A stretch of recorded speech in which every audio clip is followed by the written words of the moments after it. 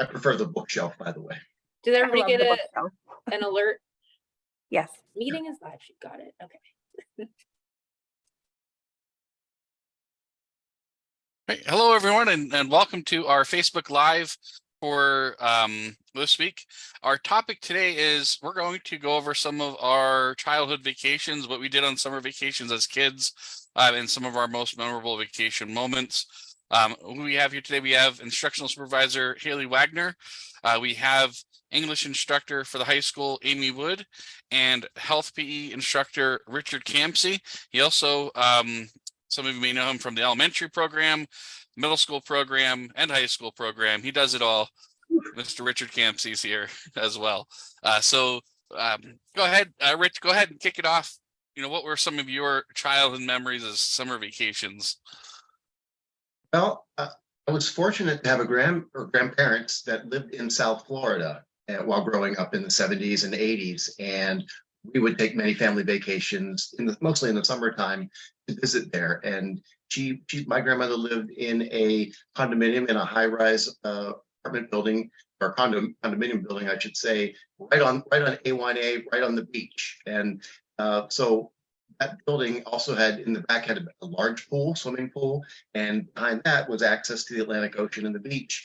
So that was actually a pretty nice change of environment coming from suburban Pittsburgh, Pennsylvania. And we look forward to that really every year. And we had a built-in place to go because, you know, we stayed there for free, and it was very economical. But it was also, we loved visiting because of just the change of scenery, the change of pace, and the fun. It was true sun in the fun for adolescents during that time.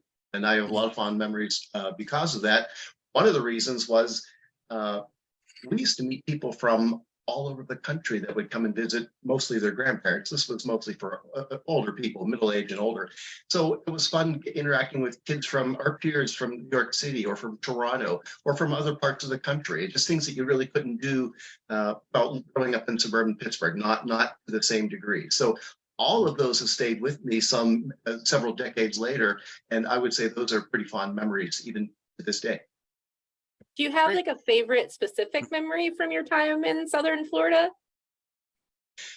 Okay, this may sound very odd. We used to go to Numero Uno for pizza, and it was our favorite, the family's favorite pizza place. And we could almost walk to it from where my grandmother lived, but I know we look forward to it. So yeah, it had to be food, but that really stood out to me. So that's a good question. That would be my answer. Food is super important. I wonder if it's still, do you know if it's still there? No, it's not. No. Good things don't always last. Yeah. Awesome. Amy, how about you? Well, my family did a lot of camping and I'm in the Chicagoland area. So there's a place called Wisconsin Dells, and it's kind of just like a touristy trap up in Wisconsin with water parks. We did that a lot. But the big trip that I took was to Morocco in Africa, Northern Africa. And Wow. We were there for about 2 months, and I traveled the whole country. I got to ride camels through the Sahara and camp in the Sahara Desert, and attended like weddings and had henna done, and lots of good food. And it's just something I'll never forget. I lived with a family there. Like my family was friends with the family there. So we stayed at their house and got to really kind of just like submerge into the culture. And it was really cool.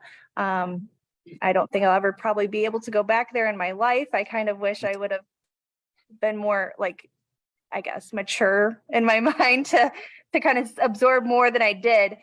I think I complained that there wasn't any McDonald's, and we need to get some fast food, and just stupid stuff that I can't even believe I complained about, but it was very memorable, and I really wish I could go back. Awesome. Yeah, that's probably like one of those once in a lifetime experiences, things. And that's probably one of my most memorable summer vacations is, my mom and dad worked a lot, and they basically put money aside, and they sent my sister and I down with my aunt and uncle to Florida, and we got to go to Disney World, Epcot, Universal Studios, all the parks down there. But the most memorable part of that would probably be is called Treasure Island, and we were able to snorkel. and that's probably like my favorite part of the whole thing was to go snorkeling. But that was probably one of my most memorable summer vacations. But like our average summer vacation was always like a local, go to for us it was Knoebels, the local park here, small park. It has wooden roller coasters, everything, but it was free admissions, very economical, and it was always fun though as a kid to go there. But they were typically our summer vacations was that. But there was one stipulation because like it was kind of my grandparents ran that part of the vacation. The one stipulation is we had to meet at the Alamo. The Alamo is a little restaurant in the middle of the park, and we had to all eat dinner together in the park at the Alamo. So that was like the one stipulation. So that's the part you remember. You remember the Alamo, and that's why you're a social studies teacher. That's right. Did Was this to catch the early bird special? It was. We had to be there 4 o'clock prompt. That was the grandparents' rule. Was it like kids under 12 eat for free, and you were 12 and you were about 7? Probably. I don't remember, but probably. Did you ever see anything cool snorkeling? Snorkeling is one of my favorite things. I will go snorkeling as long as I can see a few feet in front of me. I love snorkeling. So it wasn't like out in the ocean snorkeling. It was in a huge aquarium, but there were sharks, like every type of fish you can think of. It was just really neat to do, and again, probably like one of those once in a lifetime experience things. I hope to do it again someday, but who knows? But that's awesome. I'm also from the Disney parks. Were your favorites? Sorry, which one was your favorite of the Disney parks? Of the parks, probably Universal Studios. Yes. I just watched recently with my kids, Honey, I Shrunk the Kids. And I remember that specifically when we went there, they had like the whole set, like the giant bee and the ant and everything like that, and how it was set up. So that was probably one of my favorite was Universal. It's movie recommendations for the population. Universal is, I love Disney, but Universal's pretty cool with the whole Harry Potter land now and stuff. It's is Star Wars there as well? Is that also? Yeah. That's at Disney, I think. Is that Disney? Okay. I get confused. I haven't been to Disney World in forever. Marching band in high school. That's so cool. That's one thing 2 of you have in common, Rich. Haley's not that far from you. She's around the Pittsburgh area too. I am. So what did Haley experience as far as her summer vacation? We pretty much went camping. We cabins, tent camping. We had one of those pop-up trailers that has like the beds that pop out from the sides. We did that a lot. But mostly my main memory, I got married in a cabin that we stayed in as a kid. So it's like been a family thing the entire time. We didn't really do big vacations. Family's not a beach person. My brother is afraid of water, which if he sees this, hopefully he'd be so upset I brought it up.